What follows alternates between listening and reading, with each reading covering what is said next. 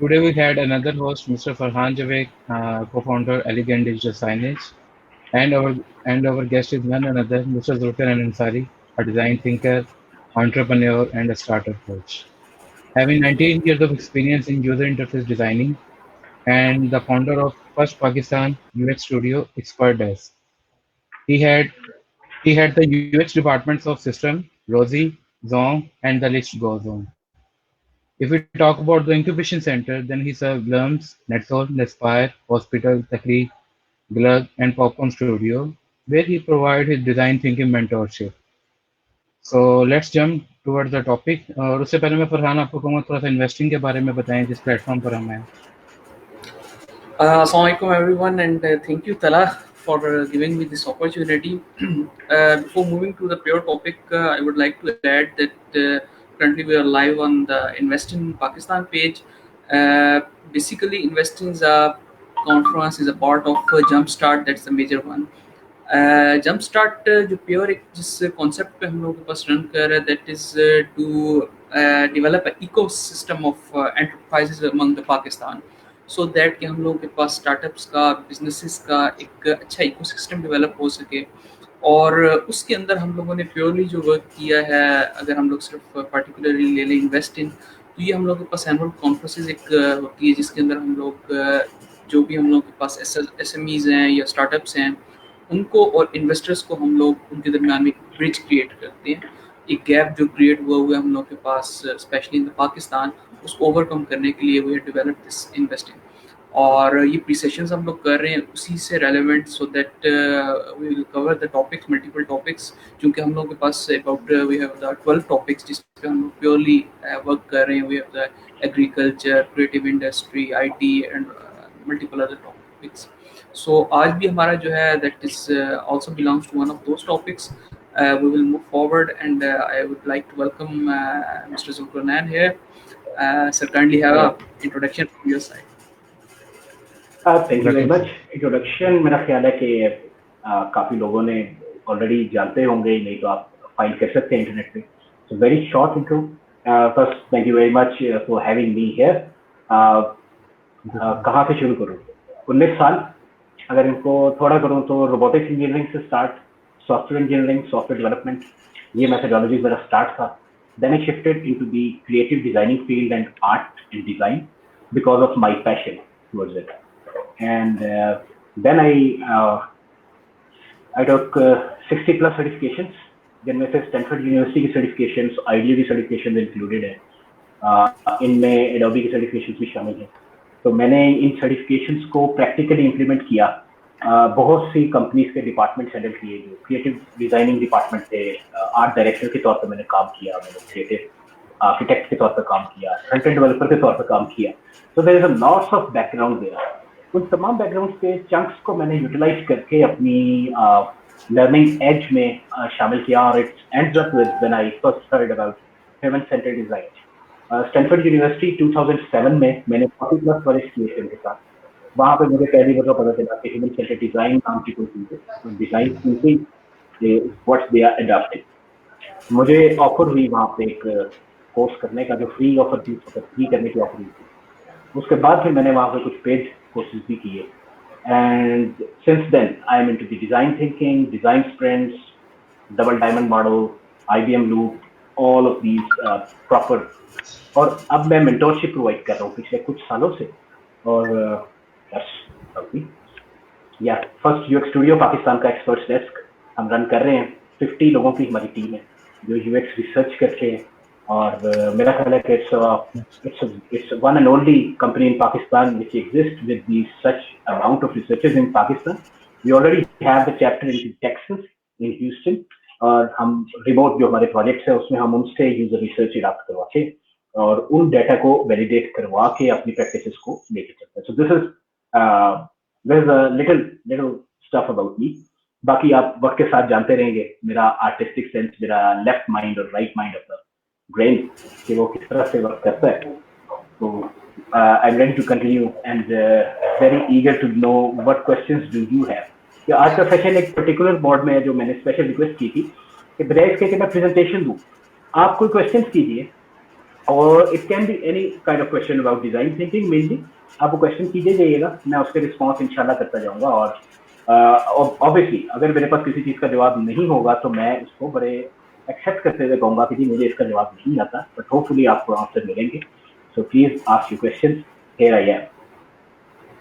Thank you so much, sir, for having a brief introduction. और I guess कोई भी ऐसा बंदा नहीं होगा जो आपको ना जानता हो, because of your experience, your innovation, you serve Pakistan बहुत है and यार। other than Pakistan. राइट। नहीं sir. So, sir, अच्छा, I had a question from you. What is design thinking? Okay, so let me write down the question. ये तो ऐसे simple सा question है, इसमें कुछ और डिटेल देखने की जरूरत नहीं है।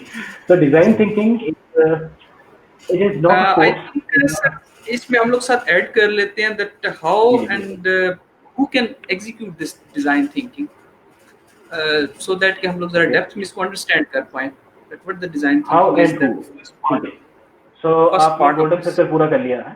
साइमन का गोल्डन सर्कल है जिसमें आप कहते हैं कि नॉलेज की किसी भी डेप्थ को अगर आपने अंदाजा लगाना हो तो you have to understand about these three aspects. Yeah. It's what, how, and who. Basically, it has the what, how, and why. So, but let's continue with the who. So, design thinking. Design thinking जो है वो एक mindset का नाम है. It is not a course. It is not a job. It is not a framework. ये एक mindset है जिसमें आप चीजों को visually think करते हैं. किन चीजों को आपने विजुअली थिंक करना होता है when we talk about the business or when we talk about the innovation.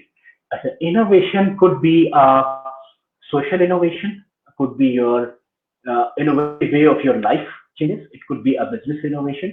So और innovation की जरूरत क्यों पेश आती है?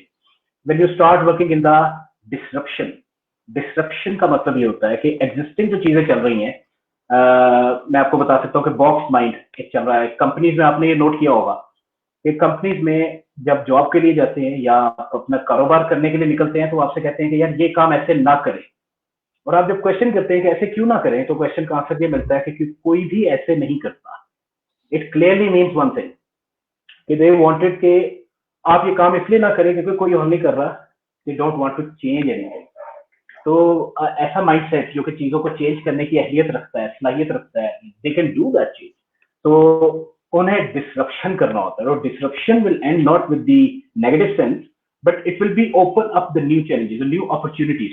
सो न्यू अपॉर्चुनिटीज जब आपके पास ओपन होती है, so this is a mindset जिसके थ्रू आप अपने इनोवेशन को मैनेज करते हैं। It can be learn by anyone at any as. Who का आंसर ये है कि फ्रॉम किंडरगार्टन टिल डॉक्टरेट कोई भी इसको अडॉप्ट कर सकता है, कभी भी अडॉप्ट कर सकता है। और एज अगर आप मुझसे पूछे तो the genius age of the children from 2 to 5 years, जहाँ पे वो अपनी मैक्सिमम जीनियस लेवल पे होता है कि एक जबान ना पे वो जानता है ना समझता है, उस चीज को वो लर्न करता है, अंडरस्टैंड करता है और लोगों को वो वैल्यू देना शुरू कर देता है। सो उस एज से लेकर जब वो बिल्कुल डॉक्टरेट लेवल पे पहुंचा हुआ है तब तक भी वो डिजाइन थिंकिंग कर सकता है। और एक आम labour, design thinking is shared knowledge of the crowd, जिसमें आप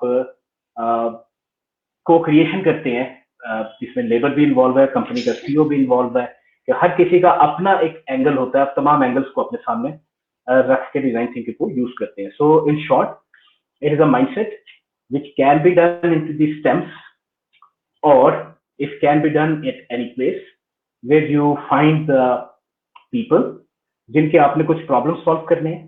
सो it's a problem solving mechanism to have a innovative way में। और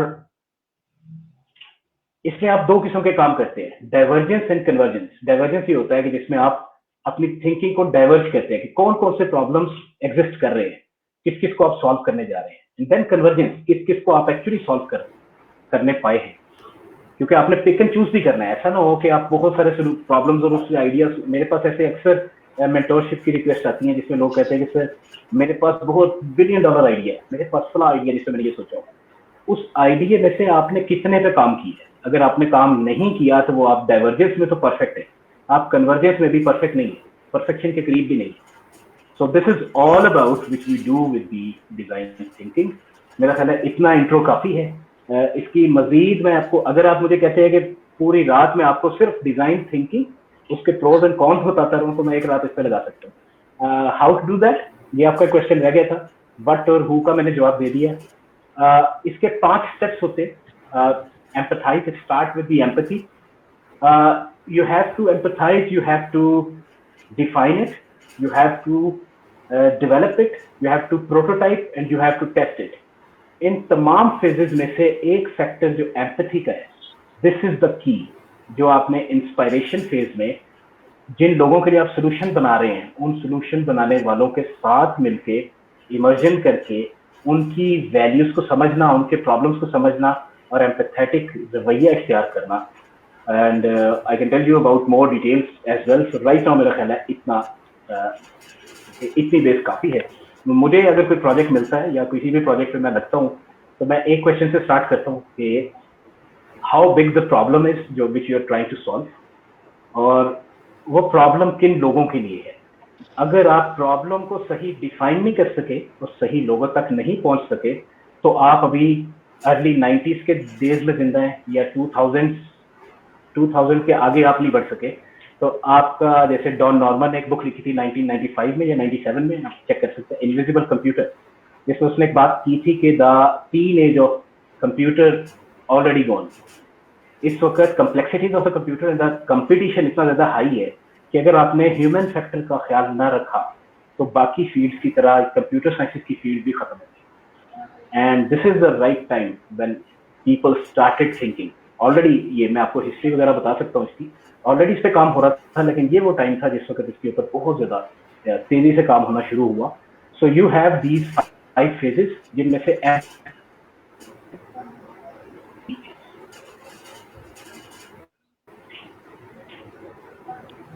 जी, any other question?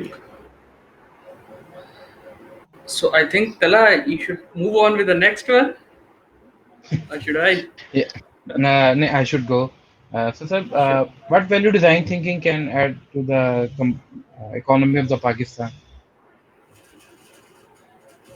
Can you repeat the question? What is the design thinking? Purely, I think Tala wants to ask that economically हम लोगों को पाकिस्तान को, because we are third world country, तो कैसे हम लोगों को डिजाइन थिंकिंग बूस्ट अप कर सकती है in the multiple fields, so that हमारे बिजनेसेस हैं, स्टार्टअप्स हैं, ये बूस्ट अप हो सके। What do you think about this? अच्छा, एक economic, as I have a privilege of doing to study the economics as well. तो इकोनॉमिक्स जब मैंने स्टडी की थी तो उसमें हमने एक मल्टीप्लायर एंड मल्टीप्लेक्सर इफेक्ट्स के कॉम्बिनेशन पढ़ा था। तो ये कॉम्बिनेशन ये होती है कि जिस वक्त आपके पास इकोनॉमिक एक्टिविटीज शुरू होती है, तो इकोनॉमिक एक्टिविटीज में आपका एक्सटर्नल फैक्टर कहाँ इन्वॉल्व होता है, internal factor, implicit and explicit factors के इन्वॉल्वमेंट के साथ आपकी गवर्नमेंट्स कैसे इन्वॉल्व होती है, अदर गवर्नमेंट्स कैसे इन्वॉल्व होती हैं, और उसके बाद बाकी बिजनेसेस उस इकोनॉमी एक्टिविटीज में आके किस तरह से बिजनेस जनरेट करते हैं और किस तरह फिर वो कॉमन मैन तक पहुंचता है। तो इसको आप थोड़ा सा सर्च कर सकते हैं, दो एरियाज को, मल्टीप्लायर और मल्टीप्लेक्सर इफेक्ट्स। मल्टीप्लायर और मल्टीप्लेक्सर इफेक्ट्स में वो जो नीड है कि जिन लोगों के लिए आप वो एक्टिविटी शुरू करने जा रहे हैं, उसमें आम बंदे की इन्वॉल्वमेंट, उसकी एम्पैथी कहाँ पे मौजूद है और वो सोल्यूशन उसको कितना बेनिफिट दे रहा है। अगर आप उसको बेनिफिट देना शुरू कर देते हैं तो यहाँ से आपकी इकोनॉमिक एक्टिविटीज बूस्ट करना शुरू होती है। इकोनॉमिक एक्टिविटीज बूस्ट होने के बाद वो कितनी देर तक प्रोलॉन्ग करेंगी, मतलब there are few questions when you ask yourself कि मैं ये जो काम करने जा रहा हूँ इसमें स्टेबिलिटी कितनी है, इसमें स्केलेबिलिटी कितनी है, इसमें ग्रोथ कितनी है। अगर आपको इन 3 चीजों के जवाब मिल जाए तो फिर आप उस चीज पे और ज्यादा जोर लगाते हैं, उस पर ज्यादा फोकस करते हैं। So stability, scalability and the growth, when you get these factors involve, उस पर जब आप काम करते हैं तो आपको आपकी ड्यूरेशन में कुछ और आइडियाज मिलते हैं जो डिजाइन थिंकिंग में वैल्यूएबल होते हैं, जैसे डिजायरेबिलिटी, वाइबिलिटी एंड फिजिबिलिटी। इसकी डिजायर भी है, ये वाइबल भी है, ये फिजिबल भी है। जब आप इन चीजों के आंसर्स तलाश करते हैं तो आपको पता चलता है कि आपकी चीजें बड़ा अच्छी तरीके से सर्व कर रही हैं। मैं इसी बात को अगर आप जहन में महफूज रखें तो मैं एक बात और इसके साथ ऐड करता हूँ। बजाय इसके कि आप पूरा सोल्यूशन बना लें, और जैसे जो मेरे अगर कोई दोस्त सॉफ्टवेयर इंजीनियरिंग से ताल्लुक रखते हैं वो जानते हो कि वाटरफॉल मॉडल भी कभी होता था, जो अनफॉर्चुनेटली पाकिस्तान में भी चलता है। तो आपके पास इस वक्त स्पाइरल मॉडल आता है, एजाइल मॉडल आता है, स्क्रम मेथोडोलॉजीज आती हैं, तो आपके पास यूएक्स में लीन यूएक्स भी आ जाता है, एजाइल यूएक्स भी आ जाता है, जो कि डिजाइन थिंकिंग के इनिशियल और अपर स्टेजेस के लिए लाजमी और मलजूम है। तो जब आप इन चीज़ों पर काम करते हैं तो आपको अपनी चीज़ों को आपको मैट्रिक्स की KPI मैट्रिक्स बिल्ड करने पड़ते हैं इन्हीं टर्म्स के साथ कि ये वाइबल था, हुआ भी कि नहीं।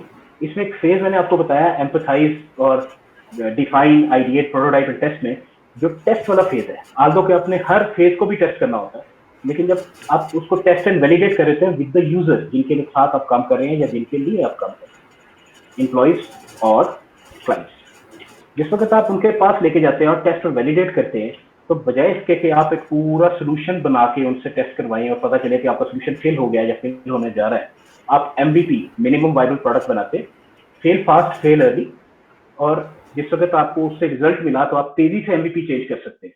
सो इससे आपका टाइम बचता है, आपके कॉस्ट बजट कम लगता है और आपको बेनिफिट्स ज्यादा होते हैं। अब आप जो सोल्यूशन बनाएंगे वो इकोनॉमिकली वाइबल होता है, इकोनॉमिकली बेनिफिशियल होता है। और अगर आपको इसकी कोई मिसाल पूछे तो मलेशिया एक ऐसा मुल्क है जिसने पिछले 10 साल में इनोवेशन के अंदर बहुत ज्यादा जंप किया। वैसे तो चाइना ने, बांग्लादेश ने बहुत जंप किया इनोवेशन के अंदर, बट मैंने मलेशिया का पर्टिकुलरली नाम लिया कि उन लोगों ने इन चीजों को इतनी वैलिडेट किया, इतनी आइट्रेशन के साथ वैलिडेट किया कि उनकी चीजें बहुत ज्यादा स्टेबल होती हैं और उनकी एक प्रोडक्ट जो निकली उससे उनके मुल्क की इकोनॉमी का फीचर बहुत बड़ा हो गया। मैं एक मिसाल ये दे सकता हूँ कि अगर आपने 1 लाख बेनिफिट किया और 1 करोड़ लोगों ने 1 लाख का इजाफा किया तो 1 लाख ज़रब 1 करोड़, ये आपने एक मंथ में अपने मुल्क की इकोनॉमी को बूस्ट कर दिया। तो this is how this thing works.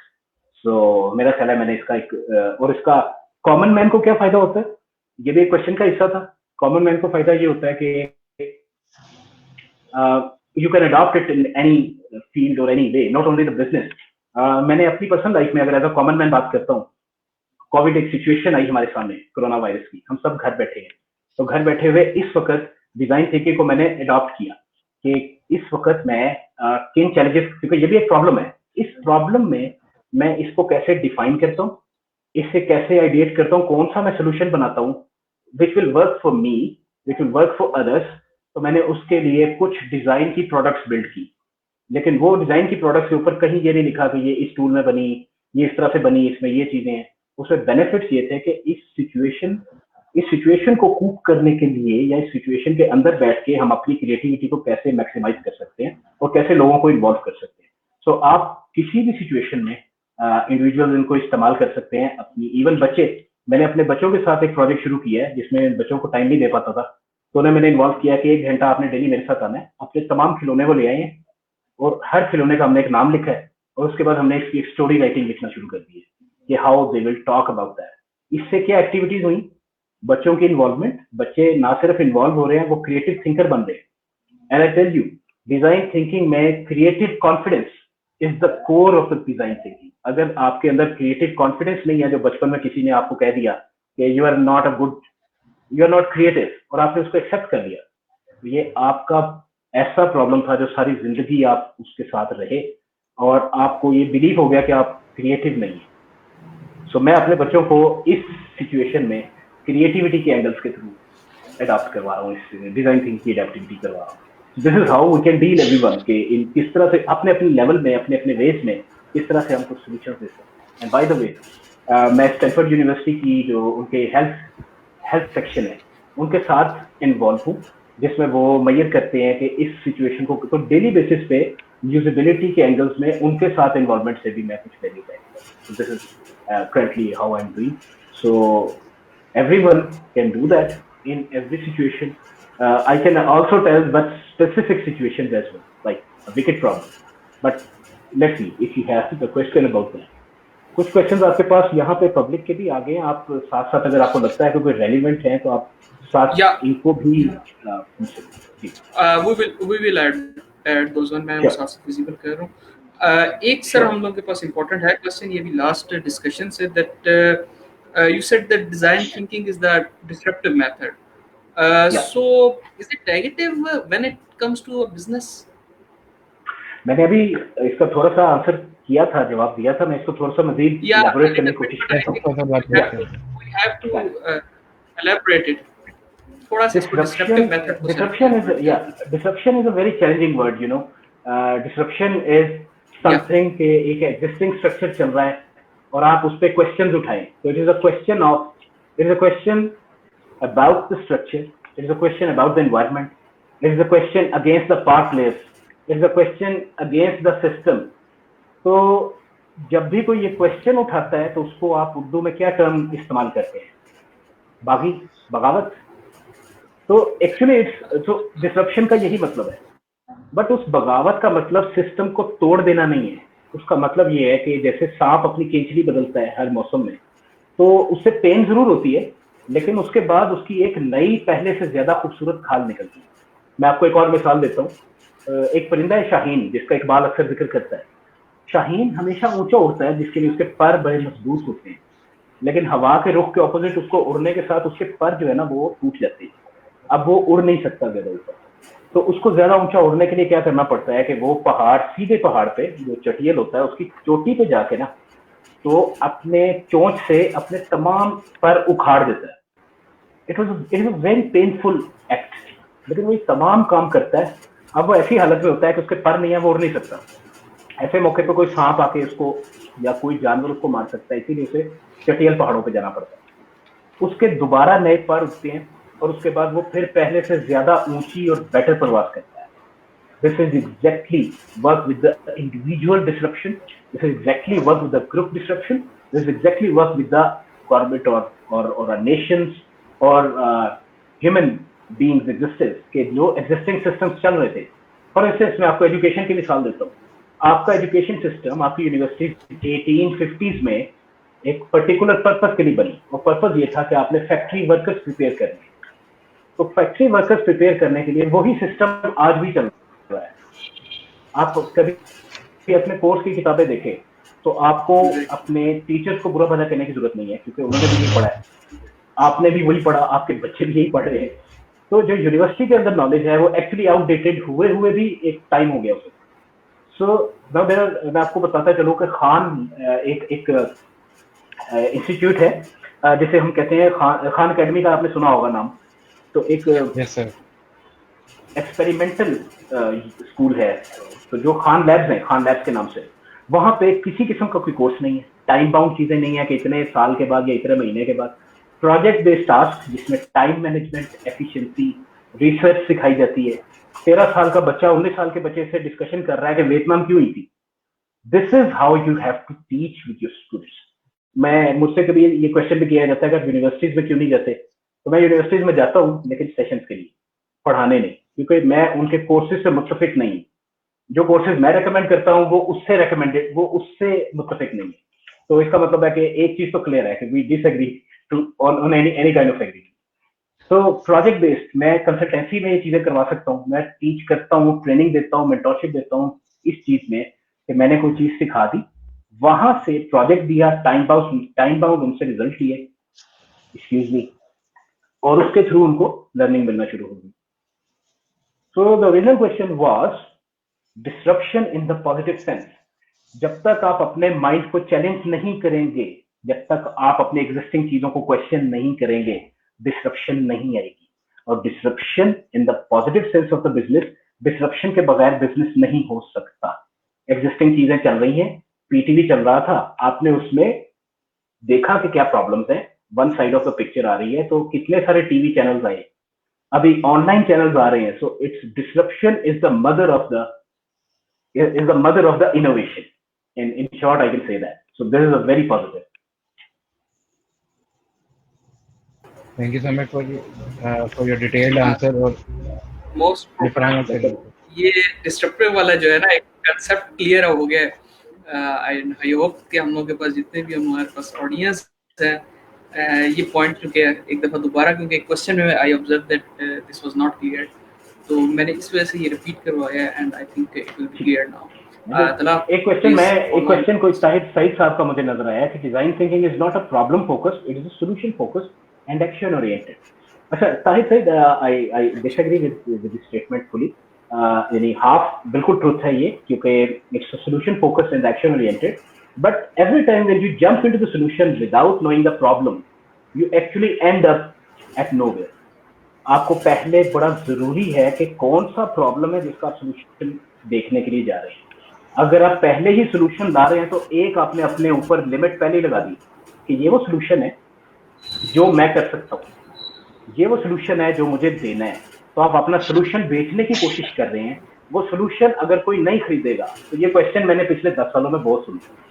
हर वो बंदा जब ये क्वेश्चन करता है कि सर मैं तो एक चीज बनाने जा रहा था और मैंने लोगों से पूछा कि आपको ये चीज चाहिए, हर शख्स कह रहा था कि हमें ये चीज चाहिए, लेकिन जब मैं वो बना के उनके पास गया तो हमारी वो चीज उन्होंने नहीं खरीदी।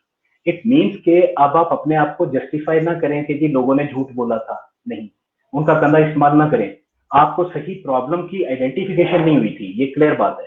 तो प्रॉब्लम आइडेंटिफाई करने के लिए आप jumping back to the empathy, empathy stage के स्टेप्स है, आइडियो के 22 स्टेप्स है एम्पैथी को अच्छी तरह से अंडरस्टैंड करने के लिए। एक स्टेप नहीं है कि बस आप बैठे, बट इन शॉर्ट मैं आपको बता सकता हूँ, you have to sit with people directly, one on one. It's not about get the data from the machine learning or you get the data from the data science. It's a secondary research. It's another phase. But you just sit with the people, talk with them, and ask a very simple question.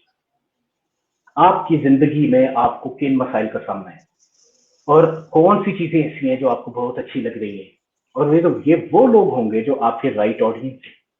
Right audience को identify करना भी एक step है जो आप audio में या Stanford किसी भी कोर्स ऑफ एक्शन में सीख सकते हैं, डिजाइन थिंकिंग। और उसके बाद it's an activity of the listening, तब आपने बिल्कुल खामोशी से सुनना है कि वो क्या असर दे रहे हैं, उनको कोई लुकमे नहीं दे रहे। जब वो अपनी बात बिल्कुल रियलिटी में कर लेंगे तब आपको प्रॉब्लम्स की समझ आएगी। जब आप सही प्रॉब्लम तक पहुंच पाएंगे फिर आप यूजर्स आइडेंटिफाई करेंगे। एक्सट्रीम यूजर जो आपकी बात को अच्छी तरह या तो आपके साथ आपकी बात को समझ रहे हैं, पूरी तरह इन्वॉल्व हैं, मान रहे हैं आपकी बात, या पूरी तरह रिजेक्ट कर रहे हैं। And then you have the mainstream user जो इसके बीच में, इसकी बेस पे आप फिर यूजर पर्सोना बनाते हैं कि ये वो लोग हैं जिनके लिए हम सोल्यूशन करने जा रहे हैं। अभी तक आप गौर करें तो सोल्यूशन पे तो काम ही शुरू नहीं हुआ। पर्सोना के बाद आप जर्नी मैप बनाते हैं कि जर्नी मैप में किस एरिया में इनका पेन पॉइंट का गेज कितना है। जर्नी मैप के बाद आप सर्विस ब्लूप्रिंट पे आ सकते हैं। आपने अपने प्रोजेक्ट को प्लान करना है, फिर आपने अपने पॉसिबल सॉल्यूशन की प्रोटोटाइपिंग करनी है, और फिर आपने सॉल्यूशन का जिक्र उसके बाद आएगा जब आपने वैलिडेट करना है। So to me solution oriented is 30 to 40% maybe, or maybe less. Problem focused, it is more than 60%. So this is my opinion, you can reject it, but जो हमारे जो स्कूल ऑफ थॉट्स है, Norman Nixon group जिसमें don Norman और Nixon दोनों शामिल है, या हमारा जो ग्रुप है आइडियो का, डेविड कैरी का, आप इन ग्रुप्स की अगर देखते हैं फिलोसफीज तो दोनों एक चीज पे एग्री करते हैं, जितने मर्जी उनके इंटरनल इख्तलाफात है, एक चीज एग्री है, इट्स द मेन की area is the problem of the users जिनके लिए आप सोल्यूशन प्रोवाइड करने जा रहे हैं। सोल्यूशन उसके बाद आता है। सॉरी, मैंने आपके क्वेश्चन को चेंज कर दिया क्योंकि क्वेश्चन मुझे नजर आया था, इसलिए मैंने, अब आप प्लीज कंटिन्यू कर सकते हैं। नो प्रॉब्लम सर, हमारा यही क्वेश्चन था कि जिसमें आपने बताया अभी अर्लियर भी कि डाइवर्जेंट थिंकिंग और कन्वर्जेंट थिंकिंग भी एक पार्ट है, उसको आप थोड़ा सा एलैबोरेट करेंगे कि वो कैसे हम उसको डिजाइन थिंकिंग के साथ ज्यादा एलैबोरेट कर सकते हैं, यूज कर सकते हैं। डाइवर्जेंट थिंकिंग और कन्वर्जेंट थिंकिंग। Yes sir. अच्छा, डाइवर्जेंट थिंकिंग ये होती है कि जब आप अपने आइडियाज को बल्कि एक कॉन्सेप्ट होता है, आप में से अगर किसी ने कैमरा यूज किया हो फोटोशूट के लिए या वीडियो बनाने के लिए, तो उसमें एक टर्म इस्तेमाल होती है फोकस एंड फ्लेयर। फ्लेयर वो पार्ट होता है जिस वक्त आप वाइड एंगल से चीजों को देखते हैं, मुख्तलिफ चीजों को नोट करते हैं, अपना एरिया बनाते हैं, और उसके बाद फिर आप फोकस होते हैं। दैट्स द पार्ट से हमने एक स्पॉट फाइनल कर लिया and we have to focus at that. So focus and flare is the main part of the design thinking. एक डाइवर्जेंस के टाइम पे आप डाइवर्ज करते हैं, फ्लेयर करते हैं, हर आइडिया को वेलकम करते हैं। फोकस का पार्ट है जिस वक्त आप फोकस हो रहे हैं तो फिर आपने कन्वर्ज करना है कि नाउ इट्स अ टाइम कि मैंने उसको इंप्लीमेंट भी करना है। रिमेंबर, एक चीज याद रखिएगा, दुनिया आइडिया वालों की नहीं होती, दुनिया डूअर्स की होती है, जो लोग काम करते हैं। वो आइडिया बहुत अच्छा हो सकता है, लेकिन अगर वो हुआ नहीं, कन्वर्जेंस नहीं है, तो उसकी कोई वैल्यू नहीं है। वो idea it's just like a thought, a beautiful thought. उस ब्यूटीफुल थॉट की आपको दाद जरूर मिल सकती है, पैसे नहीं मिल सकते। अब मैं आपको डाइवर्जेंट थिंकिंग की बात करता हूँ। डाइवर्जेंट थिंकिंग आपके आइडिया को पॉलिश करना, रिफाइन करना, flare part. That is the part when new ideas which is original, rough, subconsciously आप इस पे काम कर रहे होते हैं। हो सकता है आपको ख्वाब में कुछ नजर आ जाए, मुझे अपनी कई प्रॉब्लम्स के सोल्यूशन ख्वाब में नजर आए हैं, क्योंकि जहन तो वर्क कर रहा है आपका। So this is the one area of the divergent thinking, is an example of it. Convergent thinking is when you get the data from the user interviews, human-centered. When you get the data from the secondary research, from the data scientists, from the machine learning, from the existing users, when you involve that data and you work consciously into that data for that conscious thoughts, उसको हम convergent thinking कहते हैं।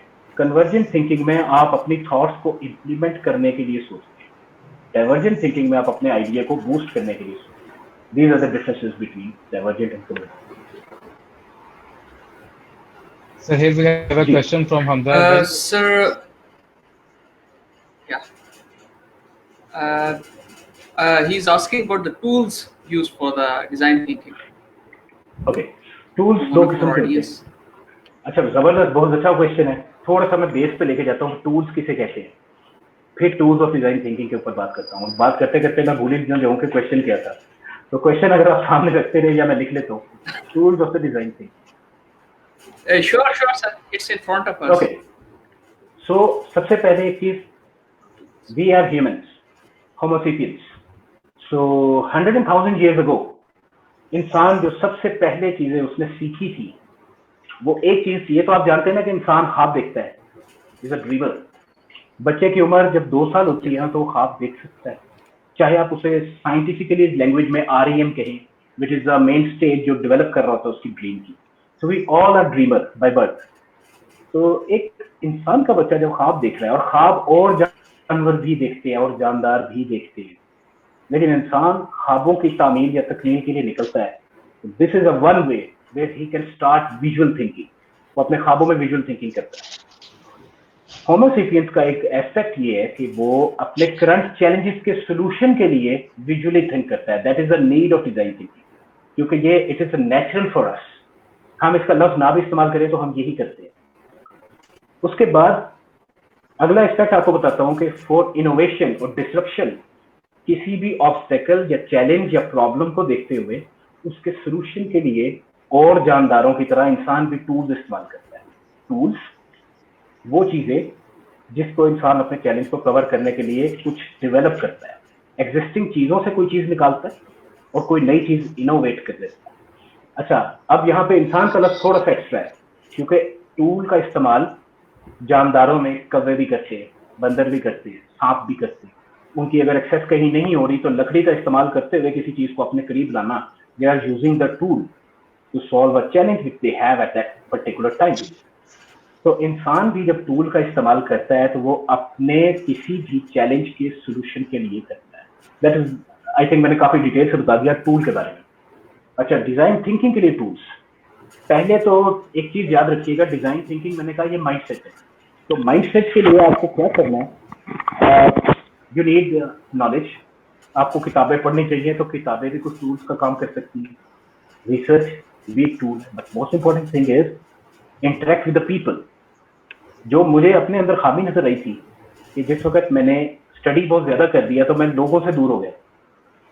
मैं अपने काम में इतना मगन था, इतना बिजी था, मेरे पास बुक्स थी, मैंने 3D भी पढ़नी थी, मैंने सॉफ्टवेयर इंजीनियरिंग भी पढ़नी थी, मैं लोगों से मिलने का टाइम ही नहीं।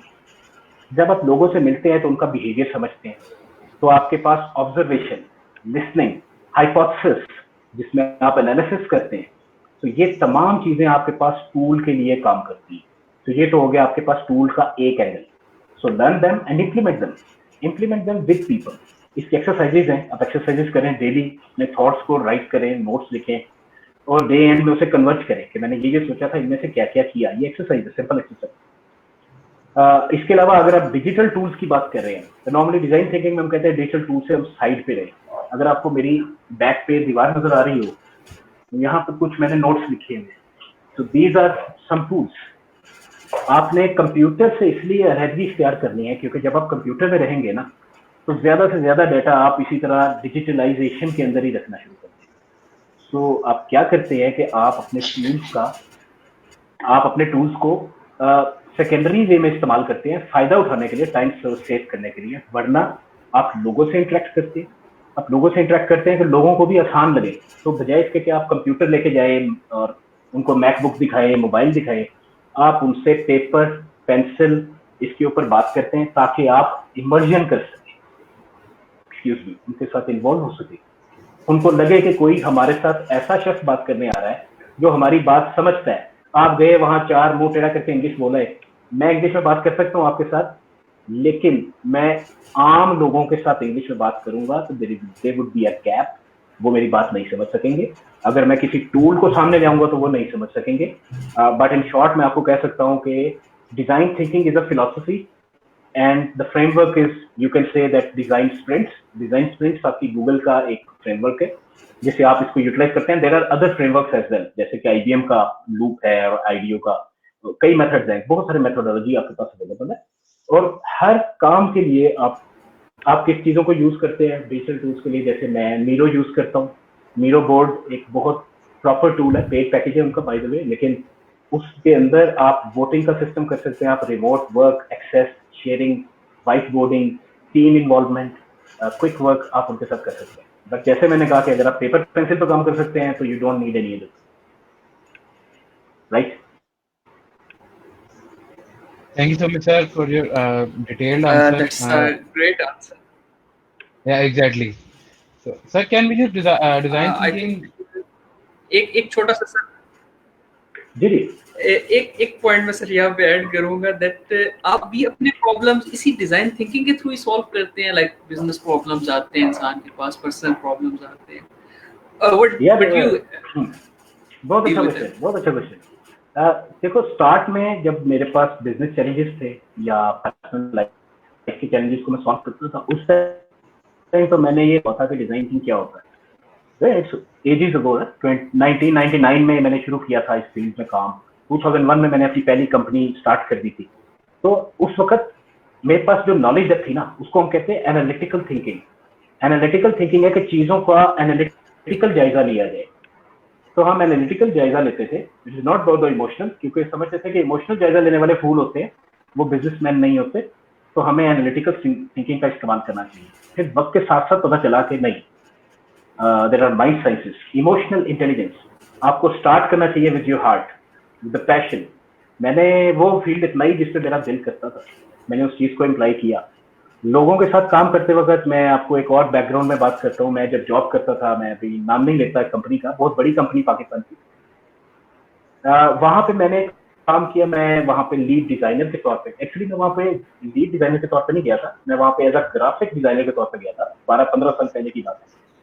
तो जब मैं वहां जॉब कर रहा था, उस जॉब में मुझे नजर आया कि कुछ चीजें ऐसी हैं जो हमारे साथ वाले जो जॉब कर रहे हैं वो बेनिफिट उठा रहे हैं एम्प्लॉयर का, अपनी नौकरी पक्की करने के लिए, अपनी चीजें करने के लिए, और वो सही चीजें उसे नहीं दे रहे, जबकि ये काम कम टाइम में ज्यादा अच्छी क्वालिटी का, ज्यादा बेटर प्रोसेस के साथ हो सकता था।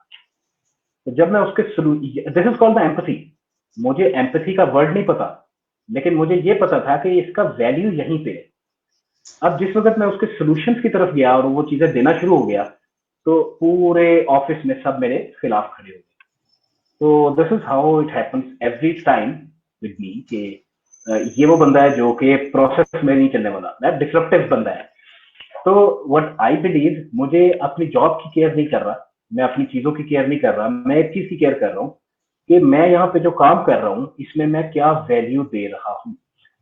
जब मैंने डिजाइन थिंकिंग पे काम करना शुरू किया तो मुझे पता चला कि it's a very close with my heart and it's actually what I am already doing without using its name. हाँ, अब मुझे प्रोसेस की ज्यादा समझ आ गई, ज्यादा बेटर। साइकोलॉजी का मुझे लर्निंग का बहुत ज्यादा शौक है, तो साइकोलॉजी की बुक्स पढ़ी हुई है मैंने। तो साइकोलॉजी की इन्वॉल्वमेंट है, बिहेवियर साइंसेस की इन्वॉल्वमेंट है इसमें, और इसमें मैनेजमेंट की इन्वॉल्वमेंट भी है। So number 1, it is emotional intelligence based. Number 2 is an empathy based. And number 3, इसके अंदर जो प्रोसेस है, it is for the wicket problem. अगर मैं आपको विकेट प्रॉब्लम का थोड़ा सा और इस क्वेश्चन को इलेबोरेट कर दूं, तो विकेट प्रॉब्लम्स कौन सी होती हैं जिसके लिए डिजाइन थिंकिंग काम करती है? विकेट प्रॉब्लम वो होती है कि जो एनालिटिकली सॉल्व होने वाली नहीं है। मतलब एक 2+2 का answer 4, it's not like that. और इवन के क्वाड्रेटिक इक्वेशंस या इंटीग्रल इक्वेशंस भी इसका सोल्यूशन नहीं है। तो इसका सोल्यूशन क्या है? विकेट प्रॉब्लम वो प्रॉब्लम है कि आप अगर उनको पंच करते हैं तो वो उतनी ही तेजी से वापस आती है। विकेट प्रॉब्लम वो प्रॉब्लम होती है कि जब आप उसका सोल्यूशन ढूंढने जाते हैं तो उसके जो पॉसिबल सोल्यूशन या सोल्यूशंस हैं उसमें मजीद प्रॉब्लम है। समटाइम्स वो प्रॉब्लम पहली वाली प्रॉब्लम से ज्यादा बड़ी आ गई, तो आप प्रॉब्लम्स को सॉल्व करते जाते हैं और विकेट विकेट प्रॉब्लम्स के लिए आप डिजाइन थिंकिंग को यूटिलाइज करते हैं, इस फिलॉसफी को, इस माइंडसेट को इन्वॉल्व करते हैं। सो डिजाइन थिंकिंग को जब मैंने एवेल्युएट किया तो मुझे पता चला कि मैं पहले ही करता रहूं, विकेट प्रॉब्लम्स के लिए करता रहूं, एम्पैथाइज करते हुए करता रहूं, और अभी तो जब मुझे इसका आइडिया और इस पे काम करते हुए भी अच्छा हो गया, now I have some my grip on this thing, तो मैं अपने पर्सनल और बिजनेस चैलेंजेस का सोल्यूशन देखने के लिए डेफिनेटली बिजनेस डिजाइन थिंकिंग का ही इस्तेमाल करता Thank you so much, sir, for your detailed answer. Farhan, हूं। यहाँ पे मेरा एक क्वेश्चन है सर से। अनलेस के कोई एनालिटिकल चैलेंज है, मतलब एक एनालिटिकल चैलेंज आ रहा है तो उसका जवाब फिर डिजाइन थिंकिंग नहीं है, उसका डायरेक्टली एनालिटिकली जवाब है, तो उसको उसी तरह से देख लिया जाता है। जी, आप क्वेश्चन प्लीज कीजिए। Yes sir. Sir, design thinking और हमारी जो एचएल यूआई यूएक्स और यूसीडी टर्म्स यूज होती हैं, उसमें मेजर डिफरेंस कहाँ पर आता है? थोड़ा सा इसके ऊपर मुझे elaborate ये कर दें। टर्म दोबारा बताइएगा, design thinking and versus UI UX और यूसीडी, मतलब human centred design. ACD। Okay, so design thinking it's a mindset जिसके बेस पे हम फ्रेमवर्क्स बना सकते हैं और उन फ्रेमवर्क्स के साथ हम लोगों के लिए प्रॉब्लम सॉल्विंग मेथड्स यूटिलाइज करते हैं, देखिए प्रॉब्लम्स विद द क्राउड, लोगों को इन्वॉल्व करते हैं कि वो भी इसके सोल्यूशन में हमारे साथ इन्वॉल्व रहे। थिंक कि जिन लोगों के लिए सोल्यूशन बना रहे हैं वो साथ शामिल ही नहीं है। मैंने अभी यूनिवर्सिटीज का जिक्र किया, कभी यूनिवर्सिटी में आपने कुछ कोर्स बनाते वक्त यूनिवर्सिटी के स्टूडेंट्स को इन्वॉल्व किया कि उनके ड्रीम क्या है, उनकी ख्वाहिशें क्या है, वो इन्वॉल्व होंगे तो ये एक सही ऑप्शन तक पहुंचेंगे। So design thinking is all about that manner. User interface एक स्मॉलर एरिया। फॉर इंस्टेंस आप कैमरा से आप एक फोटो खींचते, तो उस कैमरे के अंदर आपने देखा होगा कि उसका एक अच्छा सा लेंस है, उसका एक अच्छे से बटन है, उसके अच्छे से एंगल्स हैं, उसके अच्छे से स्टाइल्स हैं। लेकिन अगर वो कैमरा पिक्चर ना खींचे तो उसका पर्पस क्या है? उसका पर्पस ये है कि उसने आपकी लाइफ की मोमेंट्स को कैप्चर करना है। अगर वो लाइफ की मोमेंट्स को कैप्चर नहीं कर पा रहा, जो मेन बुनियाद थी, जो बुनियादी काम अगर वो नहीं कर रहा, तो उसकी ब्यूटीफुल एरिया एलिजेंस कोई मायने नहीं रखती। तो यूजर इंटरफेस कोई मायने ना रखेगा अगर उसकी बेस ना हो। अगर उसकी बेस ठीक है तो यूजर इंटरफेस बहुत इंपॉर्टेंट चीज रखता है, क्योंकि जब आप प्रॉब्लम सॉल्व करने जाते हैं और वो प्रॉब्लम सोल्यूशन, आपका सोल्यूशन अगर एलिजेंट नहीं है, अगर वो ब्यूटीफुल नहीं है, तो वो एक्सेप्टेबल नहीं होगा, अडेप्टेबल नहीं होगा, लोग उसे चाहेंगे नहीं। मिसाल मैं आपको देता हूँ, एक जॉब के दौरान हम काम कर रहे थे, तो उसमें एक एसईओ, अपने इन साइट एसईओ के लिए एक टूल बनाया था, सर्च इंजन का ऑप्टिमाइजर। तो मेरे से पहले उस पर काम हुआ था। जब मैं इन्वॉल्व हुआ तो पता चला कि हमारे एक वहां पे डेवलपर भाई थे, उनको टास्क दिया गया कि ये बहुत ज्यादा हैवी है, देखें इसको क्या कर रहा है। तो उन्होंने उसको सारा डिजाइन खत्म कर दिया। तो देखा तो वो व्हाइट पेज पे ब्लैक टेक्स्ट है। उसने पूछा ये क्या है? वो कहता है वो डिजाइन की वजह से बड़ा हैवी हो रहा था, तो मैंने वो सारा डिजाइन जो है वो फारिग कर दिया। so you don't do that। User interface important जरूर है, लेकिन उसकी एक अपनी अफादियत है। तो user interface, when you design the interface for the user, और उसके अपने चैलेंजेस हैं, उसके अपने केपीआईज हैं, जिसमें आप मैयर करते हैं कि ये कितना कारआमद है, यूजर को समझ आ रही है या नहीं, यूजर मेमोरी में रख पा रहा है कि नहीं, शैलो मेमोरी से डीप मेमोरी में जा सकते हैं कि नहीं। All that experience drafted with some tool is called the user interface.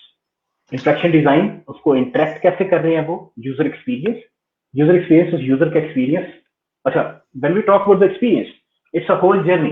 For instance, आपकी प्रोडक्ट या आपकी कंपनी, आपके ब्रांड से जो यूजर है उसकी इन्वॉल्वमेंट कैसे है। आपकी एम्प्लॉइज एक इंपॉर्टेंट फैक्टर है आपके यूजर्स का, क्योंकि आपके ब्रांड से सबसे ज्यादा ताल्लुक आपके एम्प्लॉइज का है। आपके एम्प्लॉइज आपके ब्रांड के साथ कितने इन्वॉल्व होते हैं और उनके साथ आपका एक्सपीरियंस क्या है। अगर उनका एक्सपीरियंस बैड है तो वो एक्सपीरियंस लामोहला आगे जाके क्लाइंट के साथ लगे। तो आपने यूजर का लफ्ज इस्तेमाल करते वक्त अंडरस्टैंड करना है कि हर वो शख्स जो आपके ब्रांड के साथ इन्वॉल्व कर रहा है, उसका एक्सपीरियंस आपके ब्रांड के साथ कैसे है। तो उसके आप फिर जर्नी मैप बनाते हैं, उसके आप पॉइंट्स बनाते हैं, जैसे डाटा पॉइंट्स आपको मिल रहे हैं, ट्रिगर हो रहे हैं, इमोशन वैल्यूज देख रहे हैं, फिर उनके गेजेस को आप एक्सेप्ट करते हैं और इस तमाम रिसर्च को आप यूजर रिसर्च करते हैं, कहते हैं, जो यूजर का एक्सपीरियंस है already to doing something for cognitive sciences, उसके साथ आप अडेप्ट करते हैं और अडेप्ट करके ड्राफ्ट करके अपनी डिजाइन थिंकिंग में इन्वॉल्व करते हैं। ह्यूमन सेंटर्ड डिजाइन एक प्रोसेस है। बेसिकली ये टर्म इस्तेमाल की थी 2000s में आईडियो ने। ह्यूमन सेंटर्ड डिजाइन का 6 स्टेप्स है। अगर मैं आपको उसके स्टेप्स बताऊं तो it's inspiration, ideation and implementation. Inspiration में अगर 20+ स्टेप्स हैं, आइडिएशन में 20+ स्टेप्स हैं, तो इट्स 20 वीक्स। अगर आप किसी ने सही ह्यूमन सेंटर्ड डिजाइन को फॉलो करना है तो इसका कम से कम टाइम आईडियो के मुताबिक 20 वीक्स। 20 वीक्स में आप पूरी तरह से रिसर्च को डॉक्यूमेंट करते हैं, लोगों से मिलके, फिर उसको एनालाइज करते हैं, फिर डीब्रीफिंग करते हैं, हाइपोथेसिस क्रिएट करते हैं, it's a complete science to do that. So human centred design एक प्रोसेस है जो डिजाइन थिंकिंग को इम्प्लीमेंट करने के लिए करामत साबित होता है। ये क्या framework. So in short, design thinking वो फिलोसफी है जो इन सबको घेरे में लिए हुए। इनोवेशन मैनेजमेंट में डिजाइन थिंकिंग डिजाइनर्स को स्पेसिफिकली बट इन जनरल हर किसी को अपने साथ इन्वॉल्व करती है, so that they can think visually they can think, and they can draft the thing rapidly and test and validate it internally and externally. तो मेरा ख्याल है ये इन सब के मैंने जवाब दे दिए। You can move to the next Yes, sir. question, Thank you so or much. maybe the Yeah, question it's from this it's answer. It's really a detailed answer, और जिसमें हम लोगों के पास ग्राफिक डिजाइनर्स से रेलेवेंट, हम लोगों के पास एनिमेटर्स से relevant, I think all the confusions has been covered now. एक मेरा क्वेश्चन है, it's a bit different disciplines को लेके ये है, like if this design thinking is driven by an interdisciplinary approach, then how the communication between them comprises of different methods. What do you think ये about बड़ा this? एक बहुत जबरदस्त question है, $1 million क्वेश्चन। अभी तक के क्वेश्चन में सबसे अच्छा क्वेश्चन ये है, हाल तो पिछला क्वेश्चन भी बड़ा अच्छा था। डिजाइन थिंकिंग जब आप स्टार्टअप्स में काम करते हैं, जब आप इनोवेशन को स्टार्ट कर रहे हैं, ड्राफ्ट कर रहे हैं, ड्राइव कर रहे हैं, तो बहुत इंपॉर्टेंट है कि आप इसको इन्वॉल्व करें।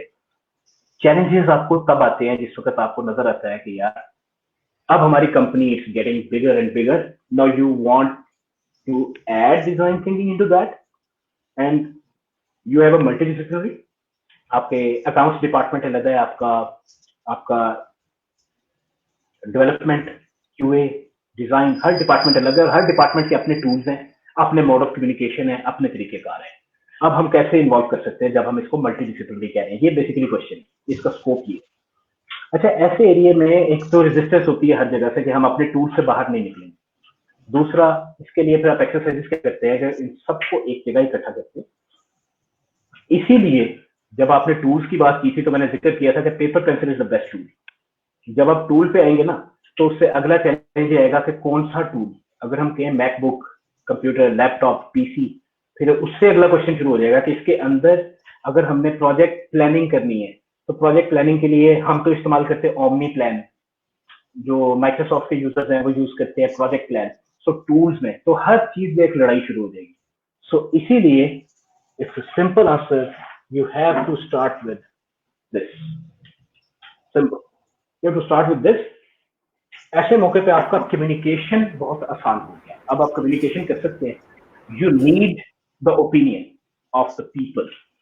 अब आप and when you talk about the people, the problems of people, solution provided by the people, and through the crowdsourcing and through the knowledge of the crowd, जब वो सब मिलके बात कर रहे हैं तो वो अपनी इंफॉर्मेशन दे रहे हैं। एक डिजाइनर विजुअली सोच सकता है, लेकिन अच्छी बात यह है कि डेवलपर भी विजुअली सोच सकता है, क्योंकि वो भी होमोसेपियन है, इंसान वो भी है, ह्यूमन वो भी है। तो आप सबको एक प्लेटफॉर्म पे इकट्ठा करते हैं, वो अपनी सोच पे मुख्तलिफ एंगल आपको मिलते, कस्टमर का प्रॉब्लम क्या था, पॉसिबल सोल्यूशन ये मेरी तरफ से या आपकी तरफ से, फिर उसका आपस में blend, it's a beautiful blend.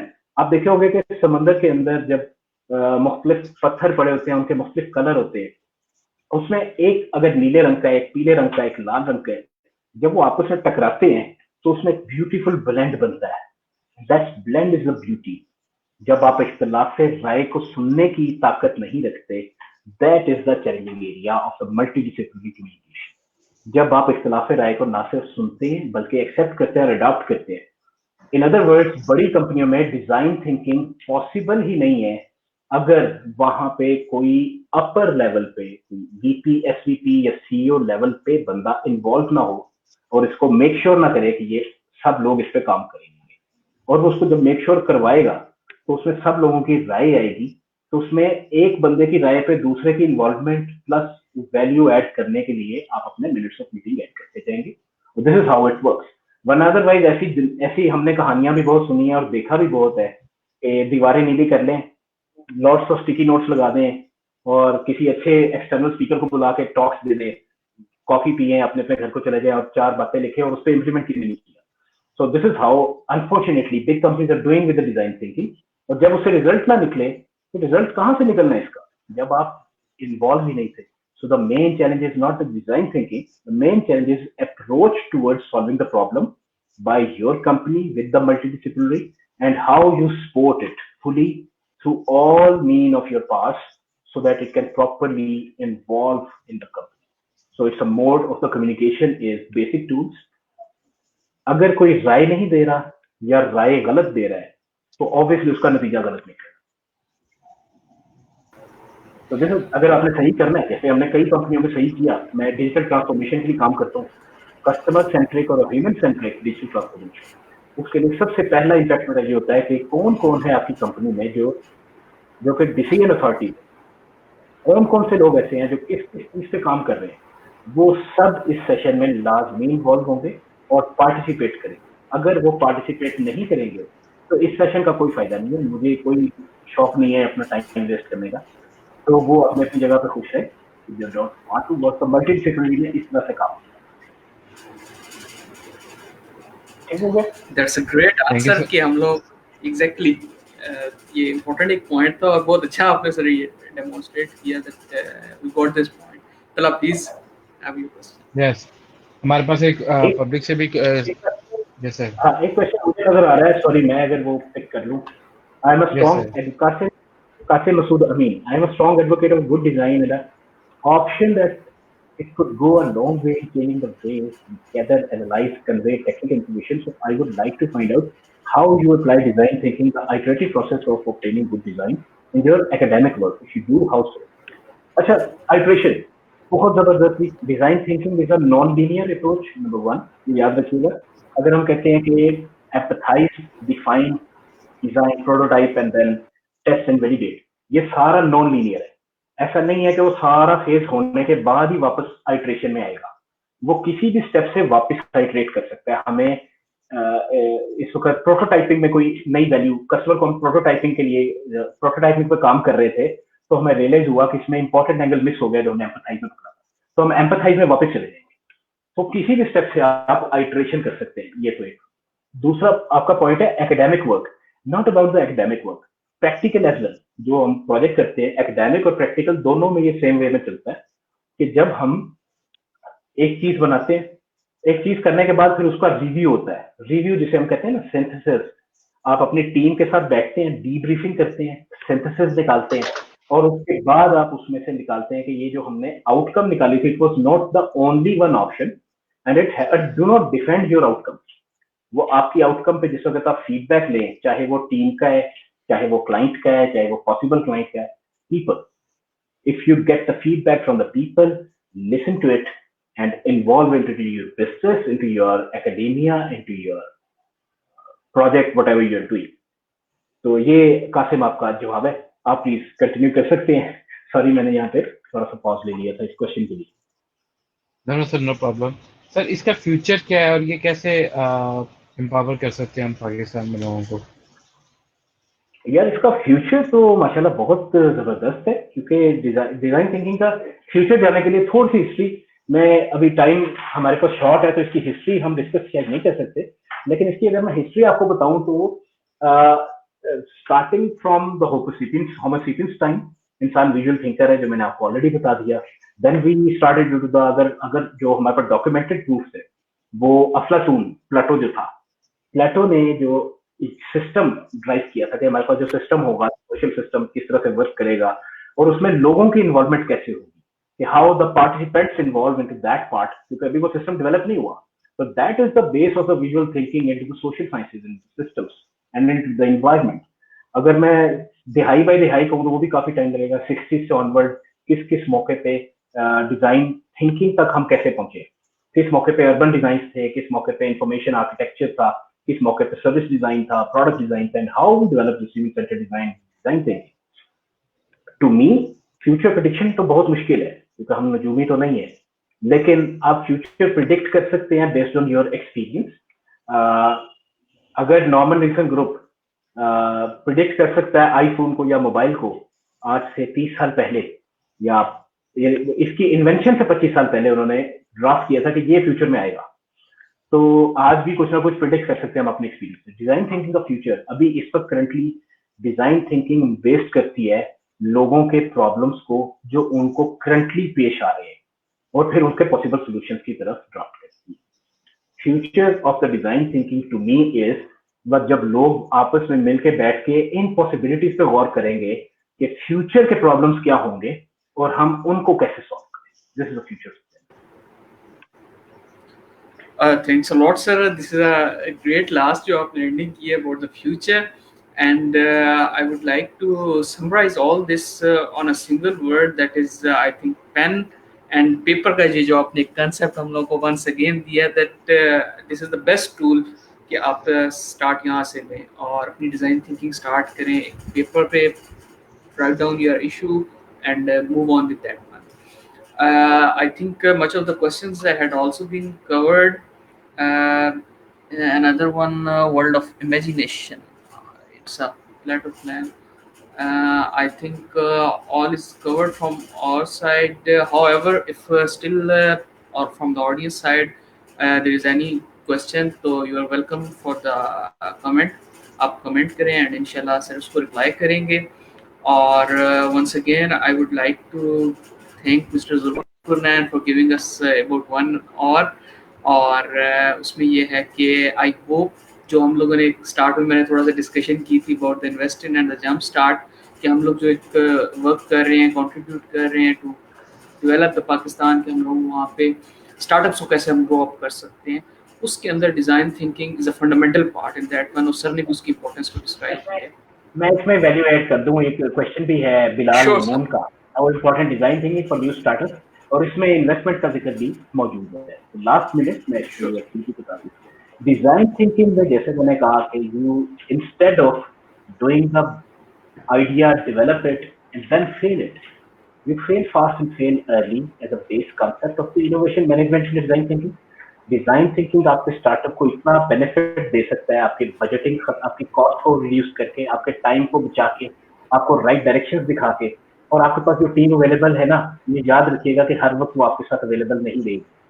जब वो अवेलेबल है उसका बेनिफिट आप तभी उठा सकते हैं जब आप तेजी से उस पर काम करें. और मैं इसको ये बात कहता हूँ कि अगर मुझसे पूछे इनोवेशन की डेफिनेशन क्या है, इनोवेटर कौन से होते हैं, तो मैं ये कहता हूँ कि आपने पहाड़ से छलांग लगाई है, अब आप नीचे गिर रहे हैं, नीचे गिरने से पहले पहले आपने जहाज बनाना है और उड़ जाना है. अगर आप नहीं बना सके तो आप मर जाएंगे. That's a simple way. तो आपका business idea will be endless अगर आप ना बना सके. और जो इन्वेस्टर्स है, इन्वेस्टर्स भी इसी चीज को देखते हैं, इन्वेस्टर्स इसी चीज को एनालाइज करते हैं कि आप जिस चीज पे काम कर रहे हैं उस आइडिया के अंदर आपकी डेप्थ क्या है, नंबर 1. इसमें एम्पैथी कितनी, यूजर आपके पास रियल प्रॉब्लम्स हैं या आप अपनी तरफ से अजम्पशन पे बैठे हुए, और आपने उसके लिए कितना काम कर लिया है, वो काम क्या आइटरेटिव था, आपने एक मरतबा किया, 2 बार किया, आप यूजर से वैलिडेट करवा रहे हैं या आप अपनी अजम्पशन पे आगे बढ़ते चले जाए. अगर आपने ये 3 एंगल किए तो इन्वेस्टर आपकी बात सुनेगा, वरना यकीन करें आपके आइडिया को कुछ सुनने को भी तैयार नहीं. इंटरनेट पे बेतहाशा आइडिया. तो स्टार्टअप्स के लिए डिजाइन थिंकिंग इतना इंपॉर्टेंट है, ना सिर्फ इनोवेशन मैनेज करने के लिए बल्कि आपको इन्वेस्टर के साथ अलाइन करने के लिए भी बहुत जरूरी. That was my last. बाकी इंशाल्लाह आप जारी रखिए, आप मुझे भी फॉलो कर सकते हैं, आप मेरे लिंक्स इनको प्रोवाइड कर दीजिएगा, आप फॉलो कीजिए. मैं अक्सर टॉक के सेशन देता हूँ. You guys are always welcome whenever you want to ask the question. मैं सैटरडे वाले दिन, संडे के दिन अक्सर वॉइस नोट्स भेजता हूँ.